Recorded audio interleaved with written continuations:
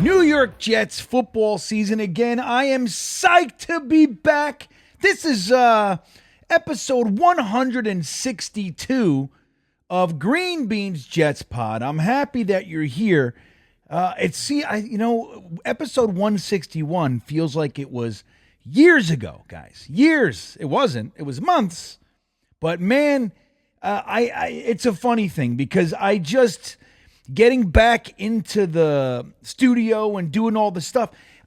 It's for an old fella like myself, who every year I seem to get older these days. I don't know why, but it's every year I feel older. I forget quick now. So like coming back in, I'm like, I don't even remember where everything is. I'm trying to figure out all these platforms and programs and how to record and all that. So hopefully we'll get through this one without much of a hitch. But guys, it is nice to be back. Welcome, welcome, welcome. Welcome back if you've been here before. That's always awesome, of course. I love you guys. You know that. And welcome to anyone who's just hopping on for the first time. What is this? What is this video? Who's this guy? What's with the beard? Give me a break. Hate this guy. Whatever that is.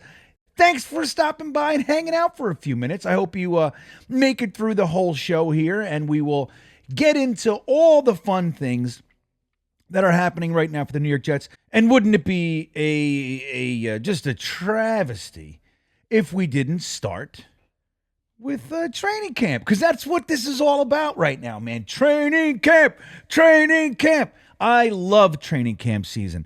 I love my favorite thing about training camp season is, especially the last few years, is that training camp is actual stuff. You know, it's like it puts to bed most of, if not all of the tired baloney, made up drama stories that we have to endure during the offseason. Isn't it brutal?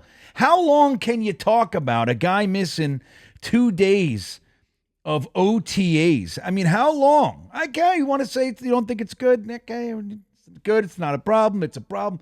Okay.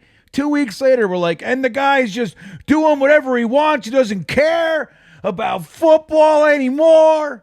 You know, it's just it's out of control. So when we come into training camp and you see players and they go on the field and they're throwing it around and they're snapping and they're working with coaches and all that stuff, it's like,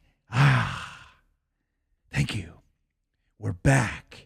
That's my favorite thing. Then right on top of that, my next favorite thing about training camp is the guy that we find out of the scrap heap, so to speak, out of thin air, just poof. Who's this guy? He's clearly a stud.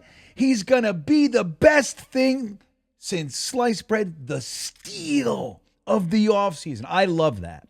Last year, it was Jason Brownlee. Remember? Remember the one catch that Jason Brownlee had over Craig James? That's what So he does a great catch. Nobody's taking it away from him. But boy, oh boy, did that start a thing about him, being a number one wide receiver in the making, and he's going to have an instant rookie of the year. I mean, it was fun. It's fun. Now this has happened every year, as long as I can remember, because like back in the day, I remember when I was, I don't want to say new to it because I wasn't, but like as my obsession developed, right? Now, we didn't have internet and all. We had to get the Post and the News and the Daily Record and the Star Ledger every day, and then you'd watch Inside the NFL or whatever. But when this stuff started to pick up and, you started to be able to get a little bit more access to news and things like that, and training camp started becoming more talked about and more covered by different beat reporters and things like that, I can remember one of the big ones for me was Trudeau. I think it's Jack Trudeau, I think his name was. Kevin Trudeau. Kevin Trudeau was the natural cures they don't want you to know about. Who, remember the book? He was on every infomercial for a while. They threw him in jail. He's in jail. Figures. He's telling you the companies are crooked. That's what they do. They throw you in jail. But Jack Trudeau, I think it was, he was a quarterback. He was behind Boomer Esiason. And then we had I believe it's the same time. But Stevie Anderson, remember Stevie Anderson? They used to call him Forrest Gump. He was so fast. They actually gave him it won't get retired, right? But it's still a special number for the Jets, and that's Al Toon's number 88. They give it to Stevie Anderson, and in preseason and training camp, Trudeau to Stevie Anderson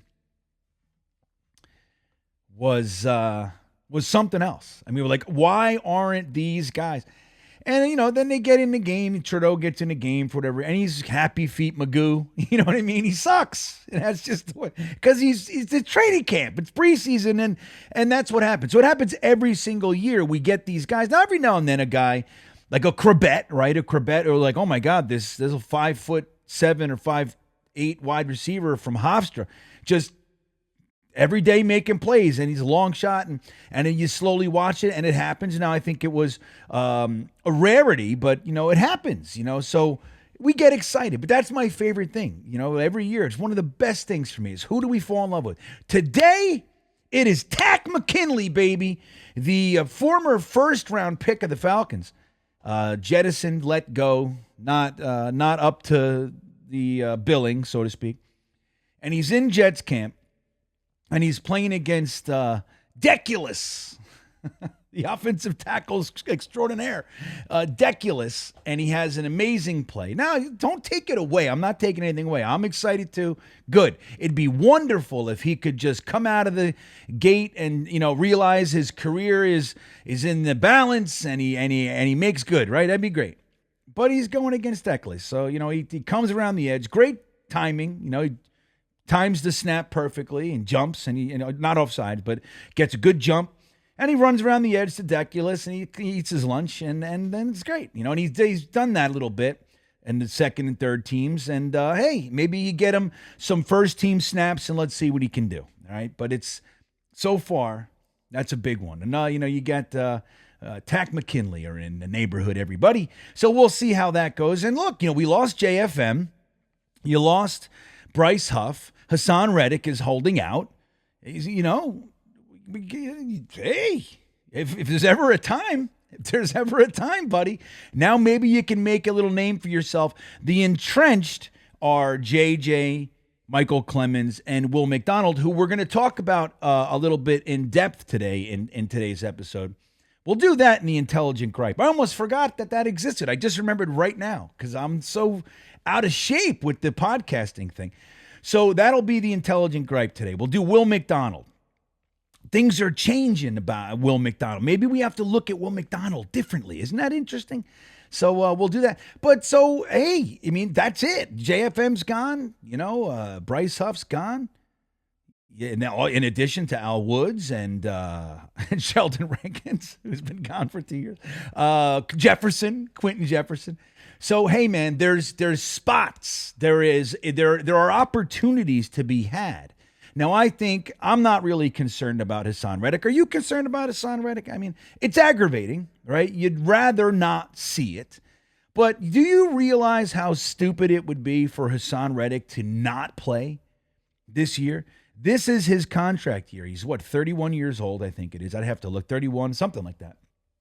And he wants a payday. He's trying to squeeze the lemon. I get it. But you're under contract, and you're going to, he gets sold to the Jets from the Eagles for a third in 2026, which is low. That might as well be, in today's value, it's a fifth. So you get rid of Hassan Reddick for a fifth-round pick? That's crazy. So why? Because there's some rumblings down there that there were a little bit of push, and now he comes here under an agreement, and he's playing little games. If he holds out, who's going to want to sign this guy? Who's going to want to give him $25 million like he wants to hold out for? It's just not happening. So he's going to be here, everybody. I don't know what they'll figure out, but they'll figure it out, and he'll be here. So I'm not too worried, but still, there's a little bit of action that can happen with the McKinleys of the world. We'll see. We'll see how that goes. But yeah, man. So what's going on at camp? The big thing, I think, this week is the big fight, right? The big fight, not the actual fight, right? Who cares? Training camp scrums, as they're always called. You never hear the word scrum right? How often do you hear the word scrum? I never hear it unless it's about a training camp fight. Then they go, there was a scrum. I guess that's what it is. Let me look up the actual definition of scrum. Let me ask Siri. Hold on. Siri, what's the definition of scrum? As a noun, scrum means an ordered formation of players used to restart play in which the forwards of a team form up with arms interlocked and heads down and push forward against a similar group from the opposing side. The ball is thrown into the scrum and the players try to gain possession of it by kicking it backward toward their own side. Do you want to hear the next one? No, because that was ridiculous. So it also says a disorderly crowd of people or things, a struggle or scuffle. There you go. That's the one we're going to use. That first definition. So I don't know, a scrum. So they're not the scrum. Who cares? There's always scrums at training camp. We're going to talk about the Aaron Rodgers, Garrett Wilson little rubby rub. Now, people love to run with it. Now, there's the other side of the training camp thing. It's like the drama thing from the offseason leaks in, and somebody slips and they go, oh, he's losing a step, and somebody burns somebody. He's the best. So that it happens, you know. So the first way that I saw this came on my radar was like trouble in paradise, so to speak, you know. And look, there's every reason when you see your two stars on offense, the guys that you honestly believe the offense is going to go through. You add Breece Hall, and that's the trifecta. I mean, everybody else is going to have their role, but those three are going to be the centerpieces. That's the vital engine of the 2024 New York Jets offense. Can we just agree on that? So when you see Aaron Rodgers and Garrett Wilson getting into it, and you see hands, and you see this, and you see all the stuff, you know, you don't like it. You're like, oh shit, I don't want to see that. But what is it really? That's the thing. So I'll show it to you. We'll take a look at it. So, and let's just watch right here. We'll watch it. And I want you to, this is the full clip. And thanks to Let's Talk Jets. All the clips I'm showing today are from our buddies over at Let's Talk Jets radio, man. I think they took off the radio, but Let's Talk Jets. Those are the best guys. And all these clips just happen to be from them. So thank you to our boys over there. But I want you to just, if you watch the full clip, there's something that happens at the very, very end of it, which interestingly enough, the first three maybe that I saw didn't have this at the end. It cut. So what is that? It's deliberate. It's a deliberate cut. So just watch the very, very end. It's key. Don't worry, audio podcast guys. This is only 30 seconds, and you will be right back to your being able to hear the show. Okay.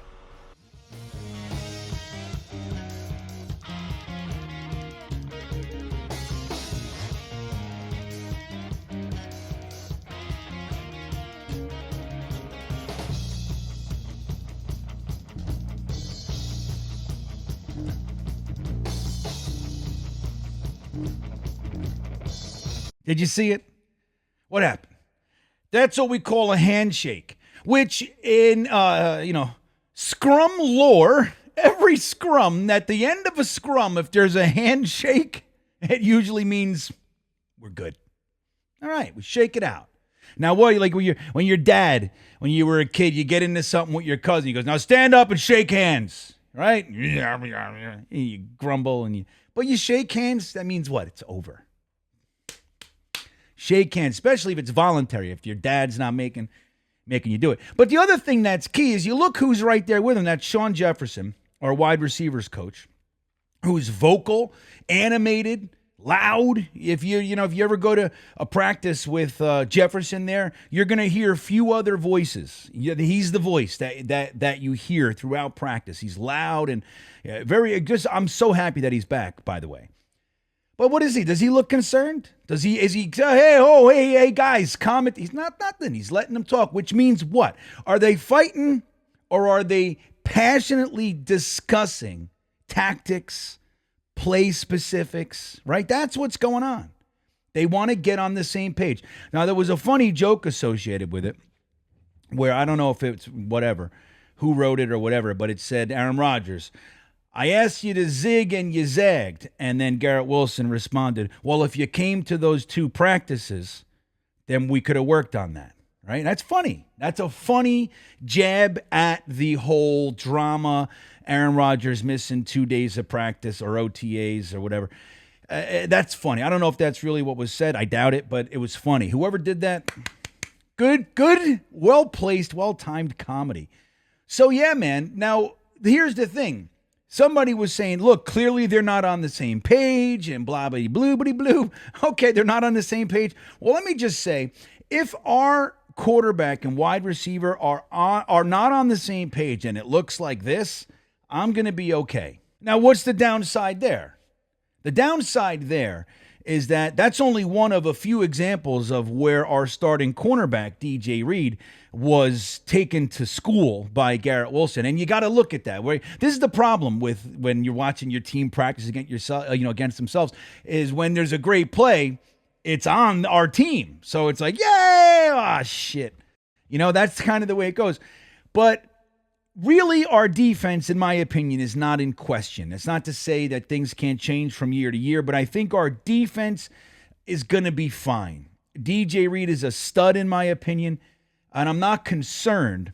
So that would take away one side of the argument, which is, should we be worried about DJ Reed? Boy, oh boy, did Garrett Wilson just really take him to school. He made him look silly. Double move. DJ Reed was running the other way. I mean, he spun him like a top on that play, and he wide open down the sideline. So I think it's more a testament to what we're going to be seeing from Garrett Wilson this year. That's how effing good this kid is, man.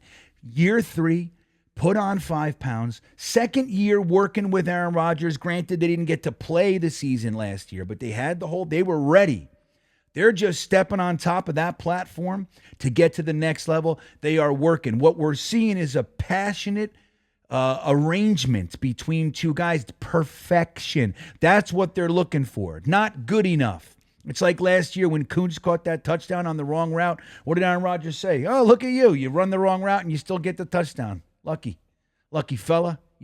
That's the difference between what the Jets are traditionally. We don't give a shit how it happens. If the ball pops on 9 people's helmets and we get in the end zone, that's a touchdown. Yay, we rule. That's how it goes with us. What we're looking at now is a collection of individuals that are focused on perfection, and that's going to be the difference. I think Garrett Wilson is going to show the NFL this year that he is among the elite wide receivers in the NFL. Not just the AFC East, not just the AFC, but the entire NFL. And DJ Reed is just going against that guy. So I'm not so much looking at it as a concern for DJ Reed. I'm looking at it as excitement for what Garrett Wilson really is. That's the sugar. That's the gold nugget, everybody. G-dubs. It's going to be fun. Aaron Rodgers, Garrett Wilson, Breece Hall, and then the collection of individuals around that is going to be something to behold. Now, what do we have right behind? We said Breece Hall, right? Breece Hall is a stud, right? We know this. I think Breece Hall is going to go for 2,000 plus all-purpose yards this year. I don't even think it's not even a question to me. Assuming everybody's healthy, Breece Hall without 7 to 9 in the box on every single play, just about. We haven't even seen what he can do yet. That's my opinion. So when you look at all these guys, you got Garrett Wilson, you got Breece Hall, you got Aaron Rodgers.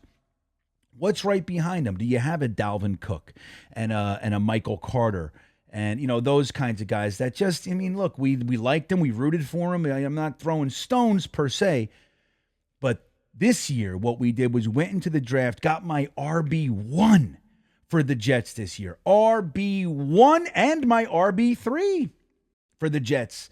So you got Braylon Allen, who, guys, if you haven't spied on just what he looks like standing next to everybody else, you got to take a look. You just got to look at it. He is a monster, man. And the way that he runs, he's going to be RB2. I have no questions about that. It's not Izzy. It's not Isaiah Davis. It's going to be Breece Hall, Braylon Allen, Isaiah Davis, and Izzy will be that kind of gadgety, kind of very specific role for the Jets. What did Robert Saleh say about the two guys that we drafted this year, and Braylon Allen and Isaiah Davis? He said they are way ahead of the curve on pass protection. Come on. That's the problem. Remember, Izzy couldn't even get into the 53 because of what? Pass protection. Needs work. He's a liability out there. And you can't have that. And we've seen that over the years. Our running backs of late just haven't been all that helpful in pass protection. Now, Michael Carter, God bless him, he would throw his body out there. He'd do everything he can, but he'd just get run over most of the time. Braylon Allen ain't getting run over. Now, Isaiah Davis, now famously, if you haven't heard it, our boy Dom C., who's with us now on the Thursday Thick of It as a regular co-host every Thursday night, 8 p.m. right here. Dom C. last year at the Senior Bowl got about 5 minutes with Isaiah Davis, and they were chit-chatting, and he said, hey, what's your favorite thing to do? And he said, my favorite thing to do is see a blitzing linebacker or D-end or whatever, D-back, coming in and decleat them. To decleat the blitzing linebacker in pass protection. Now, isn't that something? That is a mentality that not everybody possesses. Braylon Allen has it. Isaiah Davis has it. Breece Hall has it. So we're talking about guys that are bringing that extra violent aspect to the game. The way they run and the way that they block. Add something that we have not had. Now, if Breece Hall needs to come off or we're in short yardage, you don't want to use Breece Hall when you need to get 3 feet. Bring in Braylon Allen. Let him get the hard yards. That's the way you do it. Breece Hall's the money back, and you don't want to have to use him for those hard yards. Use Braylon Allen. Use Isaiah Davis. They're going to love it. They're going to be drooling over these roles, and that's what you see. Take a look at this run from Braylon Allen at camp. It's nice here, but I'm going to show you something else that stuck out to me. Nobody's talking about it, but it stuck out to me. That we'll talk about that too. Just look at this guy coming around the edge. Now, of course, he's going to be tackled there in real life, but it doesn't matter. He's getting 4-5, and he's going to lump up the linebacker on the way down, and that pays dividends. But take a look, because they're not tackling him. They're not tackling him because they're in shorts and the whole thing, so he keeps running as he should. But look at number 79. Remember who that is? Everybody know who number 79 is? Look at the hustle on this guy. You know who it is, right? That is Tanzel Smart. And so like we talked about before with McKinley having an opportunity, Tanzel Smart has been the first guy out for the last 2 or 3 years with the New York Jets. He's the first guy out. You know, he's right. He's the roster bubble guy. The effort, he knows damn well. They got Fotu in the house. You know, Saleh's back. You got Kinlaw in the house. We got a couple undrafted free agent guys that are maybe shouldn't have been undrafted free agents that are in the mix. But man, he wants this spot. Do you see it? Effort. What does Saleh say? King of strain, right? He wants guys who are exhibiting effort, that are straining. I want to see what you do when you're working. I want to see the effort. Tanzel Smart. You see that? Look at him. Look at the effort. Look at him. Burning. Lightning. Greased lightning Tanzel Smart, man. Now, another thing we'll talk about is, and this, we talked about it all offseason, you know, before my little break, Allen Lazard. Right now, people wanted to see him cut. You can't cut him. The money is you can't. He's stuck on the team this year. But a lot of Jets fans were disenchanted. We thought he quit on the team, which I think in many ways he did. Saleh doesn't seem to love him. But here's the thing. He's going to be on the team. He's taking a roster spot, and that's that. So you hope he can have some sort of resurgence, some sort of comeback. Now, the thing that I said is this. It's likely that we're going to see a resurgence of sorts with Allen Lazard. And why is that? Well, because we have 4 solid seasons with him playing with Aaron Rodgers. Good enough to get him a 4-year contract, $11 million per. Good enough to get him a contract. He was a solid wide receiver. Now, he's not Garrett Wilson. I don't think anybody's saying that. But we have 4 years of data collected with Aaron Rodgers. And we have 1 year of data with Zach Wilson, Tim Boyle. And he was out of the mix before Simeon came in. But 1 year of data with Zach Wilson. Now, has anybody really flourished that's not named Garrett Wilson with Zach Wilson? No. I mean, we've seen it, you know? So, no, I'm not saying he should have quit, and the penalties and the whole thing just kind of like lost interest in the team, very similar to the offensive coordinator, Nathaniel Hackett. These guys were like, oh, Aaron's done. I guess the whole season is done, I guess. But the idea that he can come in and be a 30 to 40 catch wide receiver, excellent run support, blocking down the field, all that kind of stuff. He's 6'5". He's a big dude. The idea that he's going to come back in with Aaron Rodgers and contribute is not that far-fetched. It's more likely, again, when you look at the two data collections, you have one piss-poor year with Zach Wilson, and you have 4 productive years, incrementally more productive as it went on, from an undrafted free agent status all the way up. That says he's not bad. So he's back with Aaron Rodgers, and we see it in camp. They've been kind of ending practices with an Alan Lazard touchdown, as you can see here. So look, man, I think it's a good thing. Now I'm not expecting, Alan Lazard to be, a world beater or anything. We just need a contributor. You need contributors. Not everybody's an all-star. You need contributors, and I think I'm excited about what I've seen from Alan Lazard. Just settle down. Play your game with your boy, Nathaniel Hackett, Aaron Rodgers, Alan Lazard. Keep it cool. Play your role. And that's that. I like it. I have high hopes for the resurgence, if you will, back to a solid contributor for Alan Lazard. So now let's get into a player that I think we're a little confused about right now. Let's do that in this week's Intelligent Gripe. So this is interesting, man, for me. So let's a little bit of a backstory, right? So last year, the Jets drafted Will McDonald. I think most people thought it was a reach. And even if it wasn't a reach, it was not the position that the Jets needed to draft last year. Okay? Now they're playing future ball, and, the idea that they won't sign Huff and they already got the replacement. It's all sound, but we're in a window, right? We're a little bit of a window here. So we're hoping that they were taking another position. They took Will McDonald with the first-round pick, and he played about 20% of the snaps last year. So now we have no Bryce Huff, and the idea is that Will McDonald's going to fill that role. But the Jets go out and they get Hassan Reddick. Okay, great. So now you don't need Will McDonald to fill everything that Bryce Huff brought to the team. It's not like a need. Now Hassan Reddick is holding out. So we're all expecting that Will McDonald is going to slide right in and get those reps, but he's not. Michael Clemens is getting most of the reps. Now it's early still, of course, but still, we were wondering why not more Will McDonald. What's going on here? Something wrong with the guy? Do we have a lot more work than maybe we thought, and that kind of a thing? So they ask about the run snaps. Now, Saleh, I'll tell you, there was a good article put out by Rivka over at JetX talking a little bit about this. And one of the things that she mentioned was, interestingly, Will McDonald played just about a little under 50% of Will McDonald's snaps last year were on running downs, which is interesting because he's that really lightning quick, fast, wide edge rusher, right?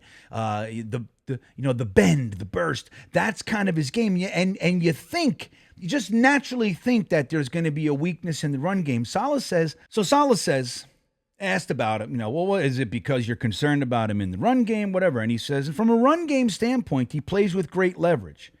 He plays with great hands. He's plenty good enough to play the run in our system. So it's more proving himself and to the people in front of him that he can run through them. Run through them. Now, he didn't say put on a bunch of muscle. He's got to gain some strength. We need another year. But he didn't say any of that. He said it very, very specifically, in my opinion.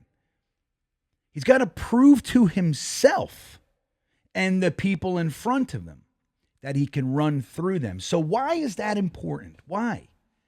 If he's a speed guy, why is it important that he can run through them? Prove to yourself that he can run through them. Now, number one, proving to yourself means that we already believe you can. You got to prove it to yourself, not to me. I'm not even worried about it. Says he's on his standpoint, he plays great leverage, great plays, great hands. He's plenty good enough to play the run in our system. Plenty good. He's got to prove to himself that he can run through somebody. Now, that's big. But the other piece is this. When you have those, we know he's famous for his spin move, right? He's got great bend, great burst, all those things coming off the edge. But if that's all he has, just like so many people before, remember Aaron Mabin? Not that they're the same player, but similar. He was what we call a one-trick pony. Now, if you're not the best in the world at that one move, then it's going to be neutralized a lot of the time. So if they know you're not going to bull rush, you're not going to bring X, Y, and Z, you're only bringing that one, then they can wait for it. They can better predict, they can plan, and they can play you better. If you're a threat to bull rush them and they don't know what you're going to do and you set that up, what happens when the speed gets turned on? You're eating people's lunch. And that's what they're talking about. Saleh also went on to say, I think he'd be fine in the run game. It's not necessarily about being a 3-down player. It's about proving to yourself and the men in front of you, the tackle, that you can run through his face on a pass play. Ooh, I love specific verbiage. Run through his face. When he can establish that fact, that he can win with power, it's going to open up all his speed and athleticism, all his quickness. Ooh. And that's what it is. So Will McDonald, now maybe you need to get the reps, and I don't know the exact plan on how they're going to do this with him, but it makes some sense. They need this guy to start believing that he's got that move. He's got the strength. He's got the length. He's got the speed. He's got the moves. He's got the will. All those things. Seeing that kind of come to fruition this year is going to be real interesting. Now, Hassan Reddick, who's accused of being a sack chaser. Now, I do know what the comment means. I get it. It's like, like more concerned with his own stats, that kind of a thing. I get it, but I'm going to tell you a secret. I could seriously give two shits. When you have a speed guy, when you have a guy who's an effective pass rusher, which happens to be arguably the most important thing, that's why it's considered a premium position, edge. The most important thing is getting pressure on the quarterback. Joe Douglas is famous, for saying, the way that you stop all the speed on the wide receivers is you get to the quarterback. How do you get to deal with Waddle and Tariq? Well, you crush Tua. That's how you do it. That's how you do it. So if you got a guy who's exceptional at that and he happens to be doing that and it's padding his stats, then let him do it. But what'll be real interesting is if you start to see Will McDonald on first down and Hassan Reddick coming in on third downs. It's opposite of what I thought, of how I viewed this. I need some reorganization in my brain to make sense of this, because I view Will McDonald in a very similar role as a Bryce Huff. But maybe that's not what we're going to be seeing from this guy. This guy's a little bit more of an all-down edge rusher.